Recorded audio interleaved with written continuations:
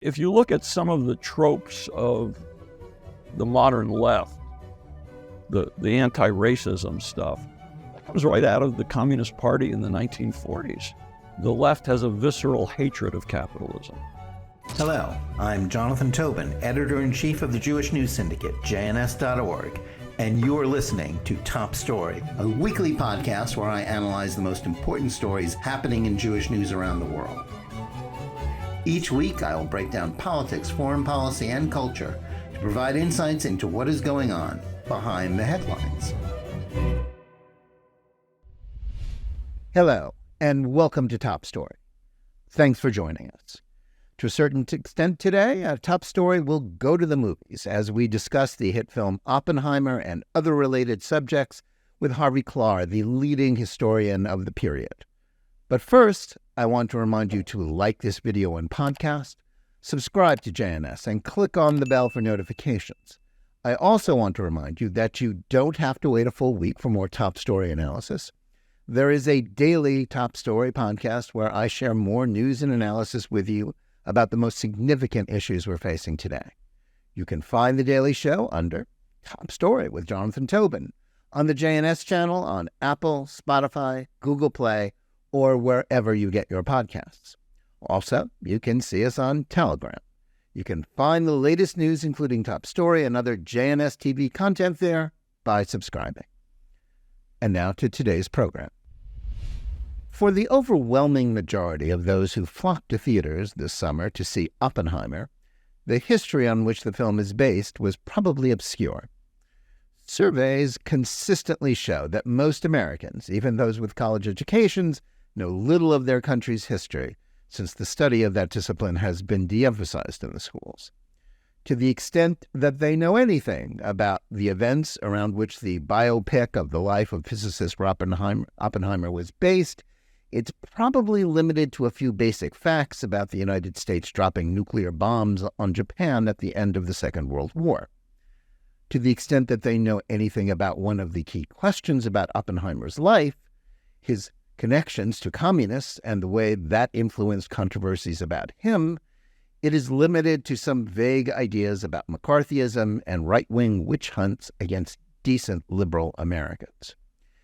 It is no small irony that more than 50 years after the end of the Cold War and the final defeat of Soviet communism, American attitudes, as reflected by pop culture, even a relatively highbrow version of pop culture that the Christopher Nolan film about Oppenheimer reflects, towards that struggle, still are overwhelmingly influenced by ideas that reflect the attitudes of Americans who were less than enthusiastic about containing and confronting the menace of communism, a totalitarian system that conservatively is estimated to have led to the deaths of nearly 100 million people during the 20th century in the former Soviet Union, China, and elsewhere.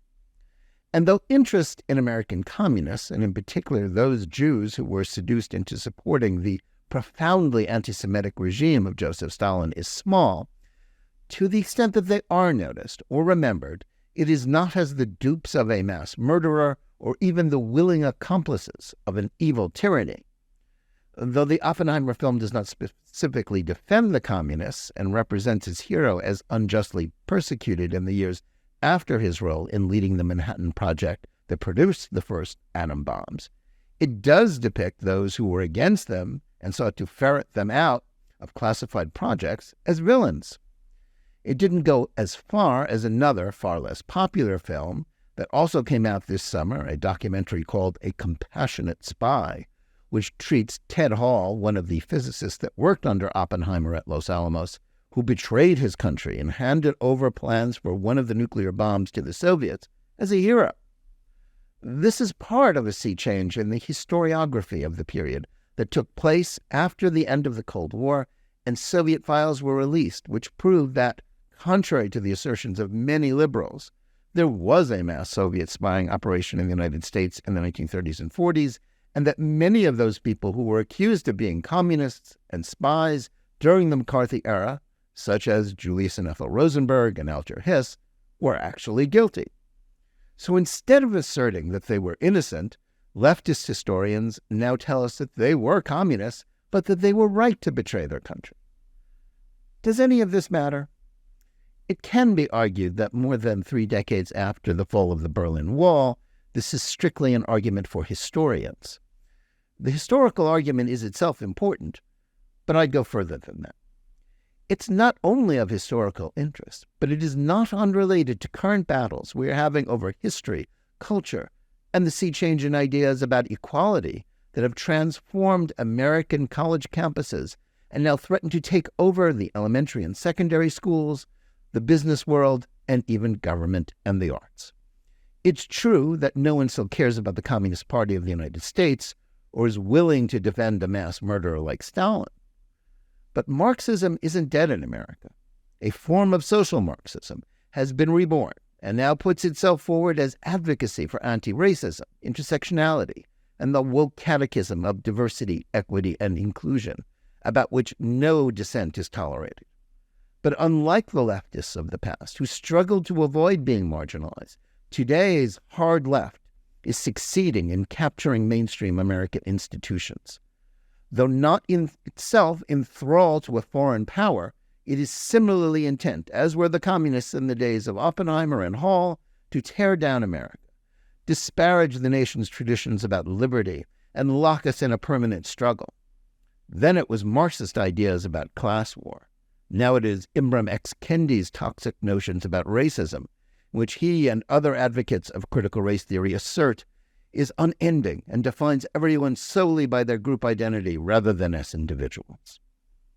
To understand the insidious nature of the current advocates of deconstructing America, I think we do well to try and do the same for their leftist forebears, about whom liberals and leftists have been working hard to deceive us for generations. To help us unravel this complicated and important chapter of history, we're incredibly fortunate to have with us today one of the preeminent scholars of American communism and Soviet espionage. Harvey Klehr is Andrew Mellon Professor Emeritus of Politics and History and former chairman of the Political Science Department at Emory University, where he taught from 1971 to 2016. He is the author or editor of 15 books, many of which were written with his colleague John Earl Haynes, and 3 of which were nominated for the Pulitzer Prize. Among them are Venona, Decoding Soviet Espionage in America, In Denial, Historians, Communism, and Espionage, Spies, The Rise and Fall of the KGB in America. His latest book, The Millionaire Was a Soviet Mole, The Twisted Life of David Karpf, was published by Encounter Books in 2019.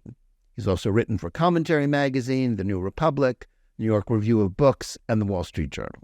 He also served as a member of the National Council on the Humanities. Harvey Klehr, welcome to Top Story. Thank you. Delighted to be here. Well, Professor Klehr, thanks so much for taking the time to join us today.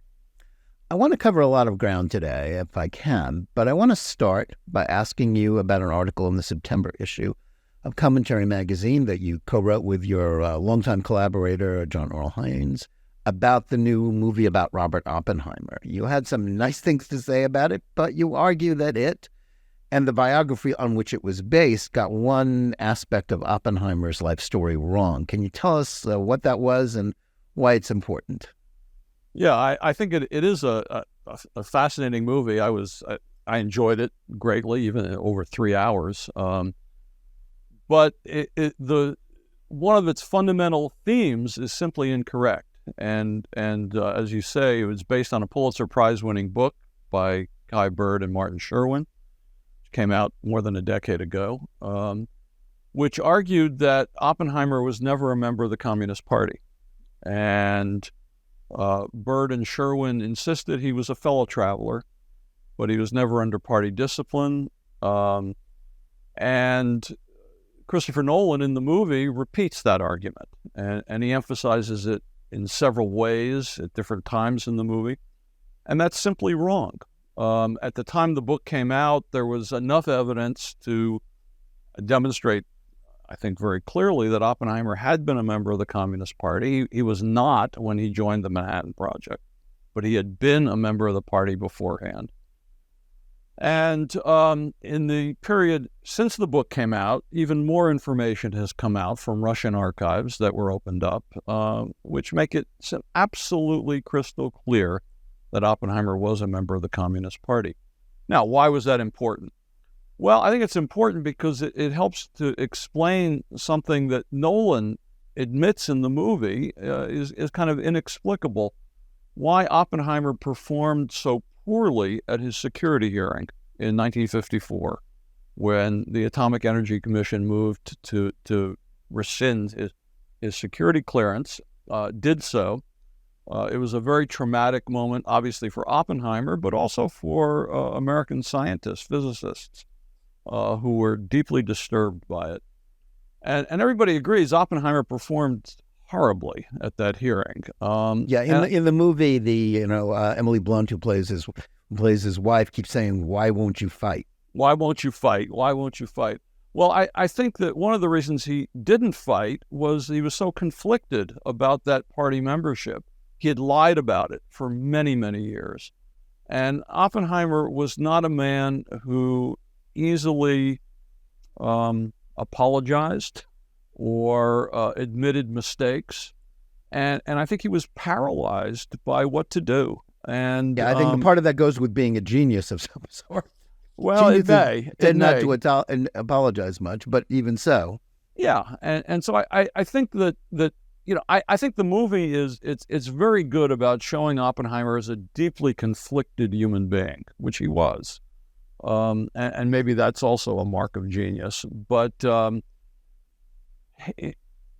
fact is that Oppenheimer, if Nolan in the movie had accepted the fact that Oppenheimer had lied for many, many years about his party membership, that adds a layer of complexity and I think fascination to Oppenheimer the man.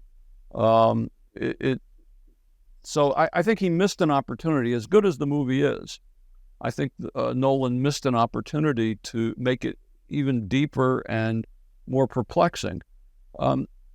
Because when you understand that, I think you understand that Oppenheimer was, in a way, the author of his own destruction. And that makes the story even more of a Greek tragedy than it was. Yeah, because everybody around him, I mean, his wife, his ex-girlfriend who's portrayed in the movie, his brother, his colleagues, they're all obviously communists. The professor, who contacts him about, would you like to do espionage with the Soviets? And he sort of half-heartedly, belatedly reports that and then doesn't know how to explain it. It's all very, it's very compelling dramatically, and it gives, I think, the filmmaker an opportunity to portray the people looking to ferret communists out, make them look bad. That they're clearly the villains, but it doesn't explain why. What was he doing? Why was that? Well, Oppenheimer was as we said, he's a very complicated man, and he was, as you note, he was surrounded by communists, not just his graduate students and a number of his colleagues, but his relatives, including his wife.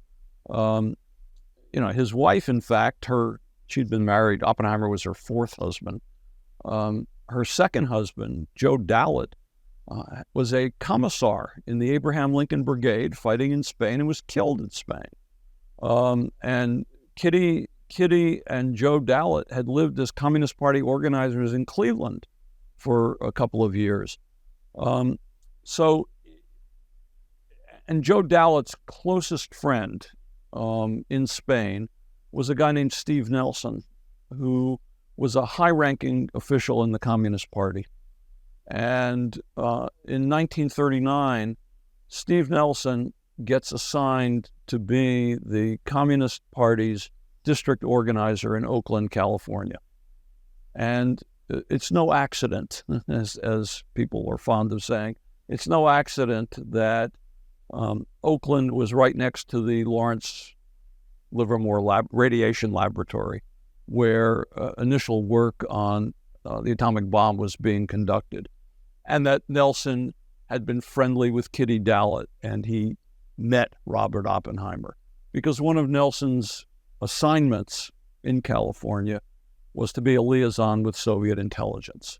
So Oppenheimer was surrounded by people who were in the Communist Party and people who we're not simply communists, but we're involved in Soviet espionage. Yeah. I guess the question that is sort of begged in the movie, and we're getting a little bit in the weeds, but as long as I've got you here, I'm going to ask it anyway. And it was sort of implied during the depictions of the security hearing long after the war, but sort of like, how was it that Los Alamos was just sort of littered with Soviet spies? Now, the only one that is really mentioned in the film is Klaus Fuchs, who was a German British. He was sort of a contribution of the British to the Manhattan project. He had emigrated to Britain, but of course there were many more, and we're going to get to some of that a little bit later because I want to talk about the other film that came out this summer about an American communist spy. But was it just that Oppenheimer didn't care? That was that really not his problem, or was it an accident? It seems kind of like why was it that that Los Alamos, this very remote, I visited it. There's a museum there where you can see all that stuff. Why is it that they were able to penetrate this place in the middle of nowhere? Well, the Soviets made it penetration of the atomic bomb project their number one priority in both Britain and the United States. Once they learned that the United States and Great Britain were both doing research on atomic bomb, and they got that information from several of their spies. One of them, John Cairncross, one of the Cambridge spies, who informed them in 1939 and 1940 that the British had begun work on this project. And they sent out directives to their intelligence officers in the United States that this was a high priority to develop sources. And we have messages in which they investigate various possibilities. Many of those possibilities came to nothing for a variety of reasons. It does get into the weeds there. But in one case, they thought they had a terrific potential source, and that was Robert Oppenheimer, because the Soviets knew that Oppenheimer was a secret member of the Communist Party. And they had heard this from people like Steve Nelson. And so they figured that as a secret member of the Communist Party, Oppenheimer would be a wonderful source. And they tried very, very hard to recruit him. And we know they failed. And we can talk about how we know that, but they failed. But several of the people that Oppenheimer was considering once he was offered the directorship of the laboratory where the bomb would be built, ultimately it was decided to be Los Alamos. Several of the potential recruits were his graduate students, many of whom were communists. Now, interestingly, once Oppenheimer became involved in the atomic bomb project, he began to cut his ties to the Communist Party. And we don't know exactly why. Of course, because he never admitted that he had been a member of the party. But there are wiretapped conversations that we have available now, in which Steve Nelson is talking to one of Oppenheimer's graduate students. The FBI is listening. And Nelson is complaining that Oppenheimer has become much cooler. And the graduate student says, yeah, he's distancing himself from his communist graduate students. And this is 1942, just before Oppenheimer moves to Los Alamos. So, and again, we know that the Soviets tried contacting a variety of physicists who had ties to the Communist Party. By and large, they were not able to recruit them. We can talk now about the other spies at Los Alamos. Only only one, Ted Hall, was a physicist. And Ted Hall was not recruited by anybody. I mean, he was a volunteer. He was a volunteer, yeah. Ted Hall was another genius, graduated from Harvard at 19 as a physics major, and is immediately recruited for Los Alamos. Gets out there and decides to spy once he learns what he's working on. The other two spies that we know of at Los Alamos, Fuchs being the third, but the other two, David Greenglass was a machinist who had been recruited by his brother-in-law, Julius Rosenberg. When Rosenberg found out that David Greenglass had been assigned to Los Alamos, he knew immediately what he was going to be working on, and he recruited him. And the fourth spy that we've only learned about in the last few years, a man named Oscar Saborer, was an engineer. He was not a physicist.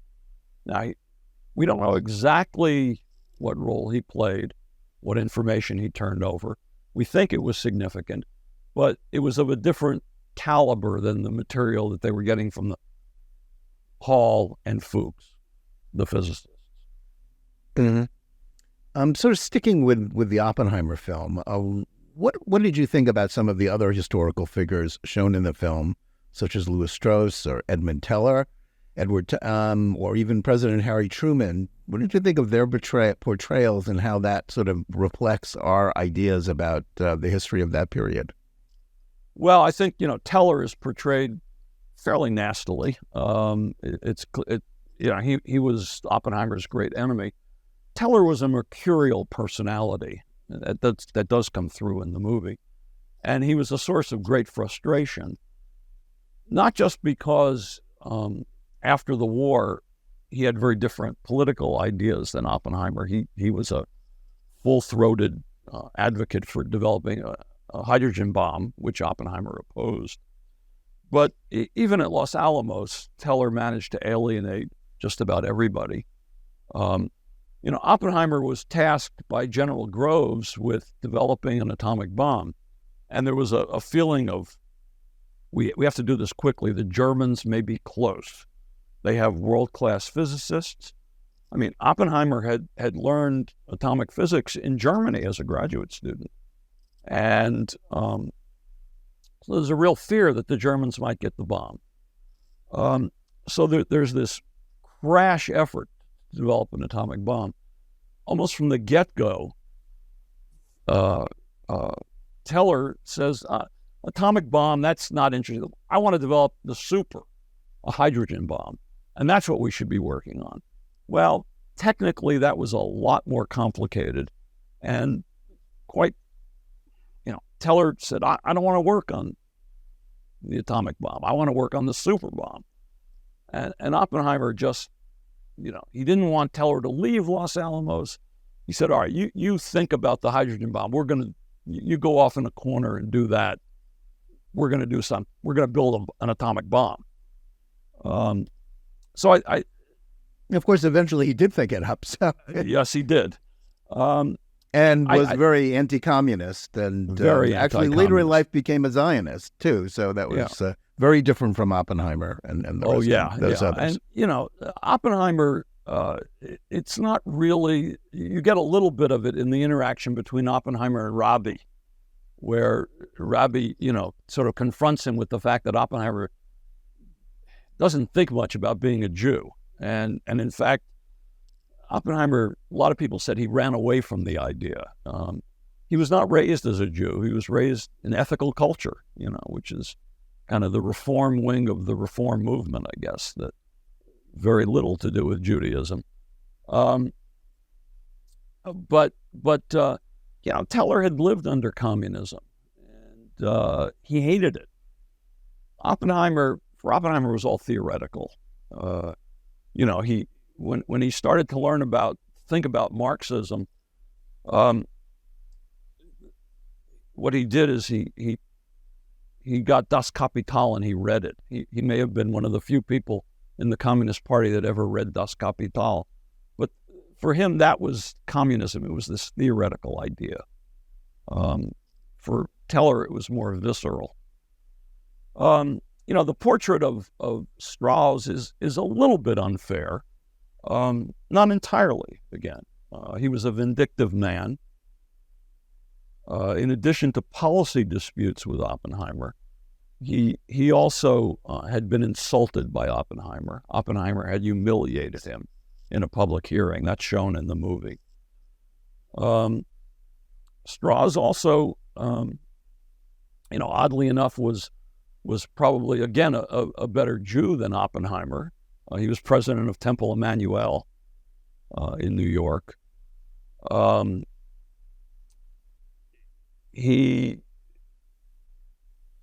again, I don't think the movie fully portrays the fact that his opposition to Oppenheimer came from policy disputes as well as their personal. Yes. Yeah. I thought it was interesting because, Harry Truman is a president whose stock has been on the rise for decades. All the fictional portrayals of him tend to be very flattering. I mean, when he was president, he was kind of unpopular, and he didn't run in 1952 because he was so unpopular in the Korean War. But this is the first kind of negative portrayal I've ever seen in a film of Truman. Yeah, and I think it's a little bit, again, a little bit unfair to Truman. The exact words that were exchanged are it's the recollections of people. Truman wrote that Oppenheimer was sort of wringing his hands and said, "I have blood on my hands," and that really ticked Truman off. And he said something to the effect, "Well, no, you don't. I'm the one that made the decision." And to drop the bomb. To drop the bomb. And so if anybody's got blood on their hands, it's me. But, again, Truman... And he thought he had done the right thing, so he did not agonize about it afterwards much as it was... he agonized. I think the historical accounts agree that this was not some kind of whim or action that was taken lightly. Truman had been told and was convinced, the American military was convinced, that the only way to defeat Japan would be a military invasion that would cost an enormous number of lives. I mean, we had just beaten the Japanese on Okinawa. That Okinawa was a relatively small island. The casualty figures were simply stunning. The Japanese had fought to the last man. And the thought of an invasion of the Japanese mainland and the casualties that it would result in, Japanese casualties, but more important for the President of the United States, American casualties, was overwhelming. And here was this bomb that could end the war. And,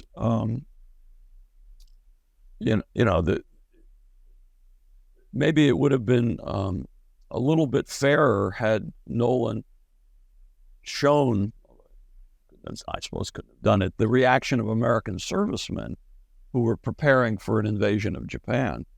My father was in the Army, and, it was a sense that we're going to live now. We're not going to die going ashore to defeat the Japanese. Right. Now, you've dedicated your career to exploring this history, but I think one of the seminal events in the unraveling of the story of Soviet espionage and American communism, about which there is still a good deal of what I guess we have to call romance, which we saw even in the Oppenheimer film, was the opening up of Soviet archives, as well as the unveiling of the Venona project, in which the U.S. government was interpreting and decoding Soviet messages to its American agents. What was Venona? I know you've written books about it. And why did it and the Soviet archives that you were able to see after the fall of the Soviet Union, what did it tell us about this period that really we didn't, most Americans didn't know before that? Well, the Venona project, and Venona was just a made-up word, signifying nothing. The Venona project had begun in 1944, 1945. The United States intelligence people had heard rumors that Stalin might try to cut a deal with Hitler to end the war. And they decided to try to break into Soviet diplomatic messages to see if there was anything in them to give credence to that possibility. When they started, it was a very, very daunting task. And the government had collected messages sent between Moscow and embassies and consulates in the United States and other countries. The Soviets used Western Union to communicate, and the messages were both enciphered and encoded. Soviets thought they were unbreakable. The Venona project was an effort to break into these messages, and it succeeded partially. We decrypted some, I think, 3,000 messages out of several 100,000 that had been sent. Astonishingly, once they started breaking into these messages, there was nothing about diplomatic efforts, but what there was intelligence material sent between the KGB center in Moscow and intelligence officers in the United States. And one of the first messages that they were able to break into indicated that there had been espionage in the atomic project. That was not the only intelligence stuff they got, but that was clearly among the most significant. One of those messages listed the names of the scientists working at Los Alamos, which of course was top secret. So it was clear that the Soviets had a source somewhere on the inside. And then they decrypted a message which dealt with this U-2 separation, an effort which was necessary to build an atomic bomb. And the FBI got a hold of the report that had been transmitted, and they found the author was a guy named Klaus Fuchs. They told the British, and Fuchs was followed for a while. By this time, Fuchs was back in Great Britain. He was running the British atomic project, Britain's effort to build their own atomic bomb. Eventually, the British confronted Fuchs, and he confessed. If he hadn't confessed, they never could have convicted him, because a decision was made very early that the Venona messages could never be used in court.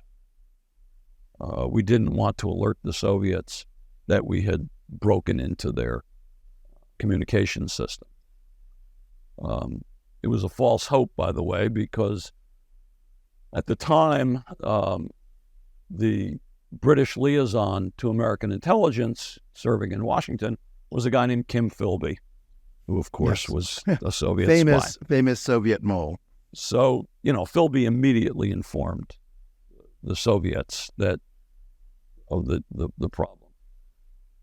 In any case, Fuchs confessed. He was sentenced to 14 years in prison, and that began a process by which the FBI was able to trace other members of this atomic spy ring. Fuchs's courier was identified. There was a guy named Harry Gold. Gold was arrested. He confessed, and he implicated his brother-in-law. He implicated David Greenglass, whom he had picked up information from in Albuquerque, right next to Los Alamos, or not terribly far from Los Alamos. Greenglass was arrested, and he implicated his brother-in-law, Julius Rosenberg. So the Venona had led directly to the exposure of that Soviet spy ring. The Venona project continued into the late 1970s, and the Soviets had changed their methods of encryption once they had learned we had broken into their messages. So the only messages that were able to be decrypted were those from the 1940s. So it was not current information we were getting, but we were able to identify people that had been spying in the 1940s. Venona was kept top secret for many, many years. It was kind of odd because we knew, the Soviets knew, and we knew that the Soviets knew. The only people that didn't know were the American public. Well, and the Soviet archives, you got a chance to view some of, a lot of the data, a lot of the source material about Soviet espionage in the United States in Moscow. Tell us a little bit about how you found all this out and what happened there.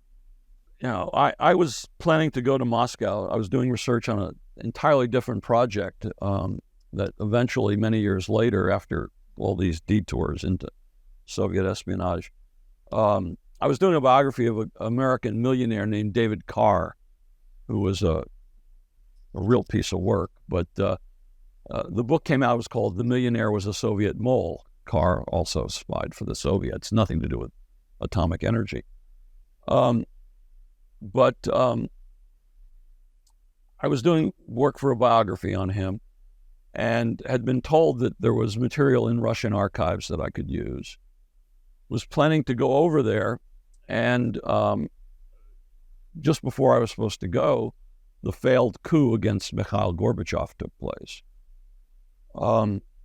I went over there and was told, you can't have access to that material.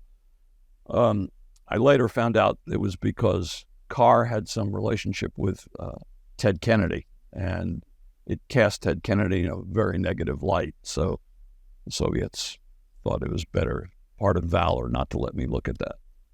In any case, after the coup, the failed coup, Boris Yeltsin had opened intelligence archives.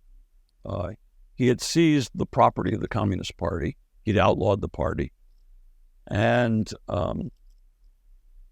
so the archive was open. I thought, well, I'm here. I'll go look what's there.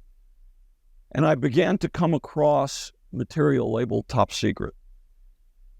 As I said to somebody, my mama didn't raise a fool. I was looking at top secret material in a previously closed Russian archive, and I made copies. What it was messages between the head of the Communist International and the head of Soviet foreign intelligence. The head of Soviet foreign intelligence would send a message to the Communist International saying, we're thinking of recruiting these Americans. What do you have in your files on them? And he would get responses back. And I look, as I'm reading these messages, I say, I know these names. Victor Perlow, Harry Magdoff, Nathan Gregory Silvermaster. These are people that were named by Elizabeth Bentley as communist spies. The messages were sent in 1943 and 1944, long before they were identified by Bentley. So they were vetting messages. And once I got back to the United States and began working on this project, John Haynes and I wrote a book called The Secret World of American Communism, and we said, this is evidence of espionage. And Daniel Patrick Moynihan, who was then a United States Senator, read the book and was impressed by it and enjoyed it. And he asked us to testify before a government commission that he was heading, dealing with secrecy in the post-Cold War era. Was it necessary to continue to hold all these secrets? We testified and we said, it's ironic that we found information about Soviet espionage in an open Russian archive. And in the United States, this is all still classified. The Venona material was classified. Nobody had access to it.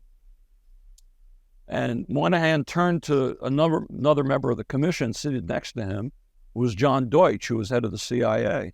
And he said, John, you should see about opening up that Venona stuff. And Deutsch said, we'll look into it. And lo and behold, several months later, the CIA released it. Now, they were already thinking about releasing it, but I think that goosed it a little bit. Right. Now, I guess my question about all of this knowledge that, you helped uncover and that we now have about Soviet espionage and American communism and its, deep connections, basically taking the orders from Moscow, is why didn't this change the way the period is discussed, or I think even more crucially, depicted in American pop culture? It's still mostly, if you know anything about this period, it's still mostly just about Senator Joe McCarthy being the devil and oppressor, and that's it. And that, as the idea that he was involved in a witch hunt. Now, obviously, he was a terrible person and mostly inaccurate about the charges he made. But, the idea that the search for communists, communist spies, was a witch hunt, as in it's imaginary, was totally wrong. Now, I know you wrote an entire book called In Denial about the refusal of historians to draw conclusions from this material. Can you sort of summarize for us, how is it that people like the communists in Oppenheimer and many, many other depictions of this period are still treated as either victims or heroes rather than as, at best, dupes of an evil regime, or rather that evil regime's willing accomplices and true believers? Mm-hmm. It's a very good question. And I think, things have changed in the scholarly world, certainly. When we wrote In Denial, lots of scholars just refused to accept this material or ignored it. Now, some still do, but I think there's been a sea change. And, questions about the guilt of Rosenberg, Alger Hiss, a variety of other people are no longer entertained. They're widely believed among people that study this subject to have been Soviet agents. And so I think that's changed. Pop culture is another matter. I'm not an expert on pop culture, but I think, it typically always goes for the easy answer, the emotionally satisfying answer. And the emotionally satisfying answer is that Joe McCarthy was a brute and he was a demagogue, which he was. And people are unwilling to accept the fact that McCarthy could be a disaster, and also be right in one important sense. He was right that there was a widespread problem of Soviet infiltration of the American government, and the Soviet Union, much more than just a few spies in Los Alamos. Much, much more. In our various books, we estimate that some 500 Americans worked for Soviet intelligence during World War II when we were allies. And so I think it's hard for people to put their arms around the idea that McCarthy was and I might add, some of them were in very highly placed positions in the U.S. government, not just that there were 500 ordinary American communists spying, but that senior people in the Roosevelt administration. Sure. I mean, Lachlan Curry was one of 6 assistants to the president, was a Soviet spy. Harry Dexter White, the number 2 man in the Treasury Department. There were a lot of very, very significant, important Soviet spies throughout the federal government, and in various technical positions, not only in Los Alamos and the atomic project, but stealing secrets of all kinds of military technology, jet engines, proximity fuses, radar, sonar, all that stuff. And so being able to hold 2 things in your mind at the same time, that McCarthy was a disaster and that Soviet espionage was real and was significant and was a problem, it seems to be too much for pop culture to do it at one time. It's unfortunate. And I don't know the answer as to how you change it. You mentioned at the beginning of the recording that another movie about... Yeah, that's my next question, so I'll just go straight to that. Okay. I want to touch on that.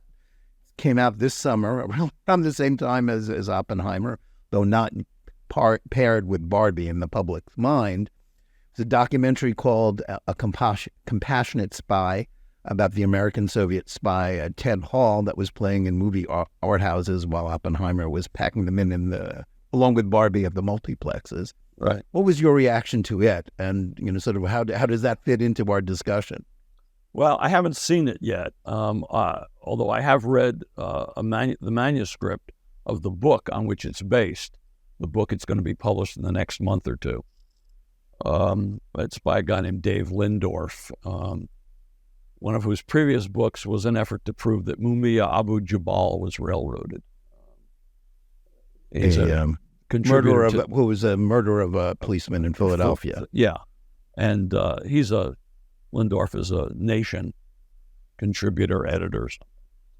I've read that, and for some reason, Lindorf thought that I would be a good person to blurb his book, which argued that Ted Hall is an American hero. I declined. But, it's an effort to depict Hall as a man who saved the world. Lindorf accepts at face value Ted Hall's assertion that was continued by his wife, who just died recently. And who was more or less the star of the film. I gather. That Ted became convinced that the United States was going to become a fascist nation after World War II, and that it would use the bomb to destroy the Soviet Union, and therefore to save the world and create mutual assured destruction, Hall gave the Soviets the secret of the atomic bomb. It's utter crap. That may have been Hall's self-understanding, but there's simply no evidence to support it. The United States had a monopoly on nuclear weapons from 1945 to 1949. We didn't use them. Even during the Soviet blockade of Berlin, we didn't use atomic weapons. Hall was an ideological spy. He was a devoted communist. And he was enamored of Joseph Stalin. And so he gave the Soviets that information. The idea that somehow he spied out of compassion is just bizarre. Yeah, I guess one of the questions, we don't want to spend the whole program on Ted Hall, although he's a fascinating figure. And I have to say, I watched that movie with both horror and fascination as it depicted him and his the communists as heroes and sort of naturally, with sympathetic people. He seemed to have given the Soviets what he gave them was more important than what they got, certainly from the Rosenbergs. Why did he get away with it? I mean, he was questioned and they let him go, and he wound up, eventually, living in the United States for a long time, and then moving to England at Cambridge, where he spent the rest of his life an unrepentant communist spy.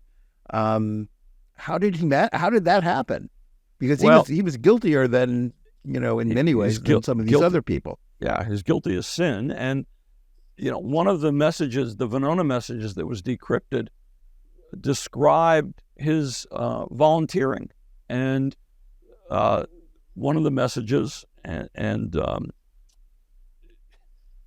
it's the report that the man he went to, the Soviet officer he found in New York, a guy named Kornikov, who was a TASS correspondent, wrote to Moscow describing his meeting with Ted Hall. And he uses Hall's name. This is before Hall had a code name. So he said, I met with Ted Hall. He's a fellow countryman, which is a code word for member of the Communist Party. And, he describes the whole process by which Hall gives him this information, the report that Hall had written up. And he said, I asked him, why are you doing this? And his response was, only the Soviet Union can be entrusted with this information. So they had all dead to rights. But that's the only evidence they had. And it's a Venona message.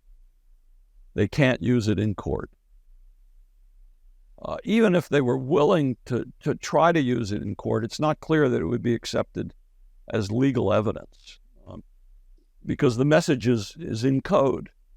And you'd have to bring in a cryptanalyst to explain how you got from this string of random numbers to Ted Hall met with me and gave me a report on the atomic bomb.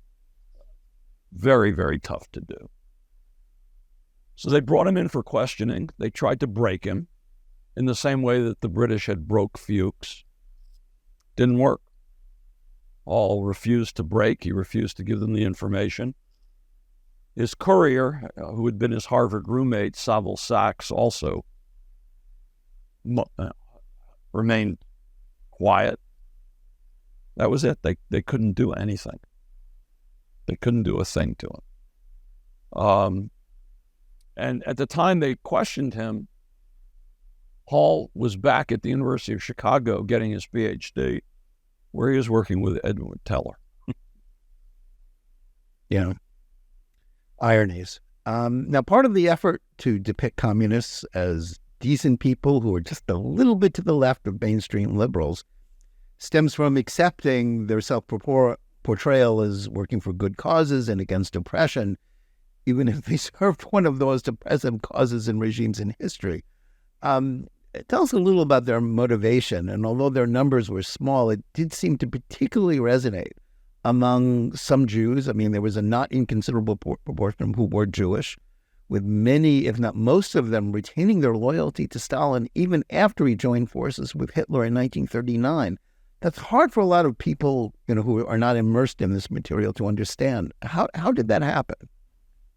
Well, I think, again, you have to understand the context, which is, of course, the 1930s, the Great Depression, economic chaos and ruin in the United States, the rise of fascism in Germany, Hitler's persecution of Jews, the mistaken impression among some Jews, not a huge number, but as you'd say, proportionally more than other segments of the American population, that communism and the Soviet Union was maybe the only hope for stopping Hitler. Many, not all, but many of the Jews that turned to communism, particularly in the 1930s, were people that had roots in the old Soviet Union. Either they or their parents had emigrated from Russia. There had been, widespread hatred of Tsarism and its oppression, and so the communists and the assumption that communism couldn't be worse, and it had overthrown the Tsar, right? And of course, for many Jews, the Tsar was the arch enemy. Even though arguably communism was worse to the Jews than the Tsar. Much worse. And then, as Stalin ramps up his repression and the great purges take place, among many Jews, this is necessary to fight fascism. He's getting rid of the internal enemies that are pro-fascist. You're right, the Nazi-Soviet pact estranged some, but not all, or even most Jews who were active in the party. The thing you have to remember, at its height, the Communist Party had maybe 80,000 members in the United States. That was 1939. The best estimate we have is that maybe 40% of them were Jewish. So, that's 35,000. In a Jewish population of several million, that's a relatively small number. But they had an outside presence because many of them were located in New York, which was the center both of the Communist Party and a really of American culture, the American economy. It's really not until the late 1940s that you begin to have doubts, even among those diehards, with the Stalin's turn to overt anti-Semitism, the purges in Eastern Europe, the Slansky trial, the Doctor's plot, the attack on rootless cosmopolitans, and you begin to have Jewish communists who had been in the party for a long time begin to bail out, and that continues through the 1950s. By 1955 or 56, there may be 4,000 members of the American Communist Party, and there may be 1,000 or 2,000 Jews left among them, but it's a tiny number. Yeah, but somehow they seem to still generate a lot of notice and almost hagiographic coverage in sort of many things. Anytime there's an obit of some former communist in the New York Times, it's they're always heroes, and sort of next generation people like the Rosenberg's granddaughter is a PBS documentarian. Right. They seem to still be able to control the narrative about them. Yeah, well, I think one of the reasons is that so many of the communists' children and grandchildren, a lot of the communists were very talented people. Oppenheimer is one example, but some very, very talented people, and a lot of their children and grandchildren were very talented people. They went into the media. If you look at people in journalism, people in the mass media, a lot of them have a communist somewhere in their genealogical background. Red diaper babies, Yeah, or red diaper grandbabies, and you have a situation where to attack the Communist Party is to attack your grandpa, and a lot of people don't like to do that. I have a sneaking, I think they're dead absolutely wrong, but you have to admire a little bit the loyalty of the Rosenberg children to their parents. I mean, honor your parents, even if they're lousy people. Honor your parents. Even if they're spies, honor your parents. Well, they fought to the last ditch, asserting their innocence, and once that became impossible, they'd kind of switched to, our mother was innocent, or they were framed, or they were right, and which is the whole theme of A Compassionate Spy in Ted Hall, was that they were actually right. It was a good thing to be a Soviet spy. The communists were right that America is bad. And I guess that, leads to my next question, which is I want to move a little farther afield from your field of research and ask you whether you see any continuity in the history of the American left from the heyday of communism, which was the name of one of your books, to our own time. And obviously the Communist Party of the United States is long dead, but Marxism really isn't. And I would argue, I don't think alone, that a form of social Marxism that generally calls itself anti-racism is sort of similarly intent on revising our view of America and its history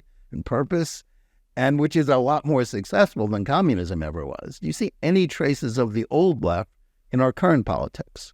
Yeah, I do. And I think it's a lot of it is related to capitalism. The left has a visceral hatred of capitalism, which is odd because, as many people have pointed out, capitalism has done more than anything else to eradicate poverty in the last century, last several centuries. But there's this hatred. It invented poverty because before capitalism, everybody was poor. Everybody was poor, yeah. There's this hatred of capitalism, and the United States is the archetype of capitalism, a dog-eat-dog society. There's something very, very appealing about the ideal of communism. We're all in this together. We're going to take care of everybody. everybody is our brother. That's appealing, particularly to young people.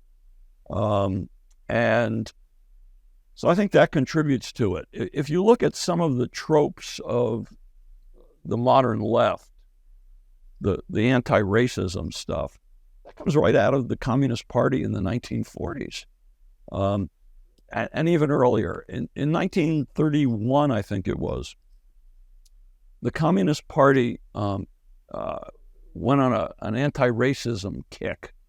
That's kind of a crude way to put it, but they were going to eradicate racism. And at that time, the Communist Party was very ethnically based.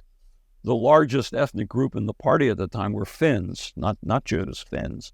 And the Finnish branch of the party in Harlem sponsored a dance.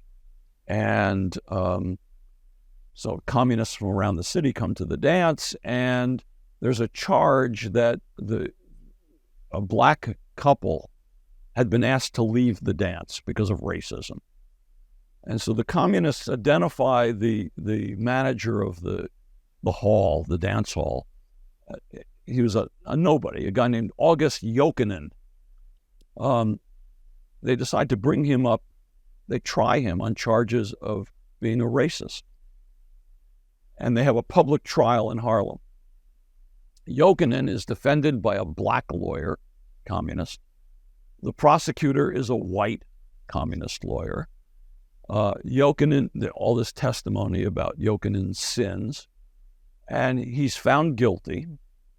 And then Jokinen stands up and says, "I accept my guilt. I've got to do better." Just a struggle session. A struggle session. And, it ends badly for Jokinen because the Justice Department takes interest. Turns out he's an illegal immigrant, and so he's deported. But there were a number of these kinds of... So actually, there was justice there, ironically. Yeah. So, that trope, we're living with that trope now, right? Mm-hmm. Yeah, I think that, it's interesting because, in some ways the shoe is on the other foot. In the past, academics were asked to pledge loyalty to the United States and disavow communism, which was considered a terrible thing. Now they are being compelled to sign pledges of support for the woke catechism of diversity, equity, and inclusion, DEI, with serious consequences if they do not. There was just a major feature in the New York Times about an academic who refused to do so and lost out on a job. As someone who has been in academia for the past 4 decades, I guess my question is, what do you think of this transformation? And of course, in your own career, you were, I guess the way I read it, and you can correct me if I'm wrong, had you not already had gotten tenure before you really became identified with sort of the cause of telling the truth about American communism and Soviet espionage, your career might have gone somewhat differently. Yeah, my reaction to all that is, thank God I'm retired.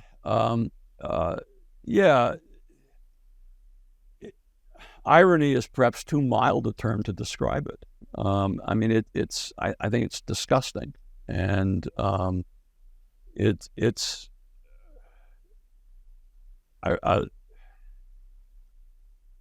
think I was lucky. I did get tenure before I became too identified with all this.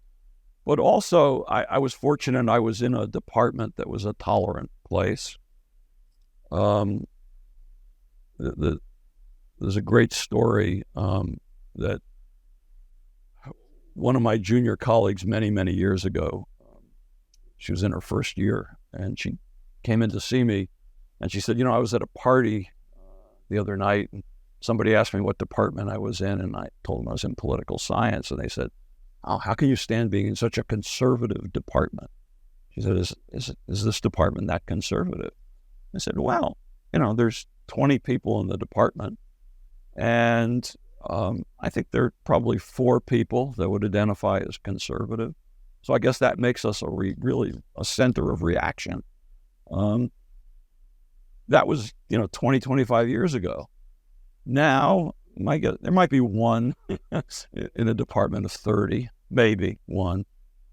And I think he keeps his head down.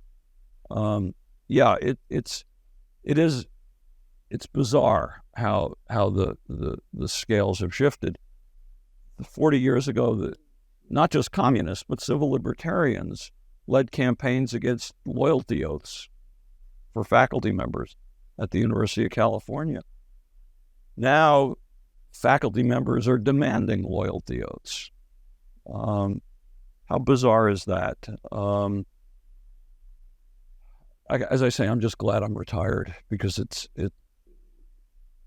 I tend to be fairly combative, and I think if I was still in the academy, I'd be spending all my time fighting these battles that are largely unproductive. I mean, they have to be fought, but it takes you away from presumably why you went into the academy in the first place.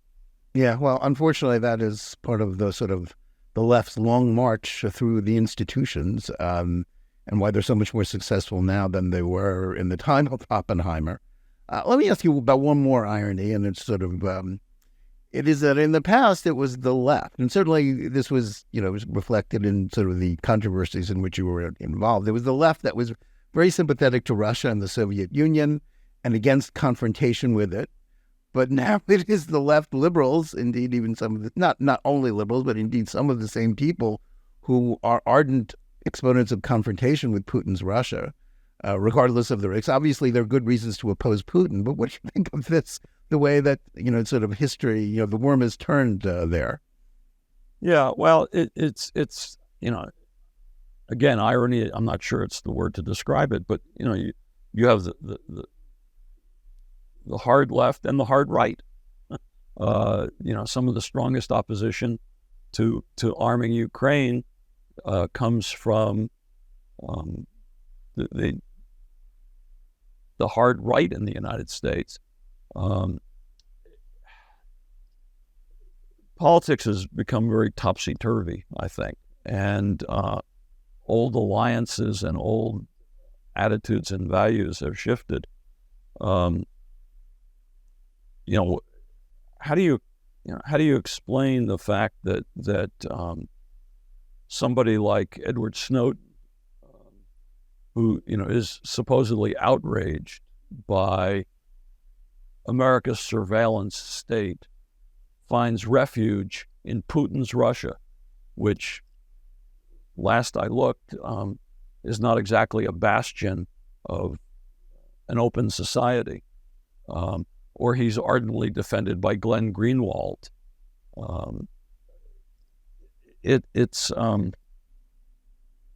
Well, I mean, a lot of, tables have turned, and I think many people on the right see the FBI as sort of stacked against them the way the people on the left used to think.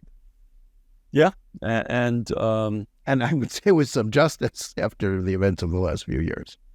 Well, some, but I think not as much as they would think.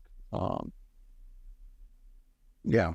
Well, Professor, thanks so much for joining us today and for your insights, not just on some movies, but on our history and how it is impacting our contemporary society and politics.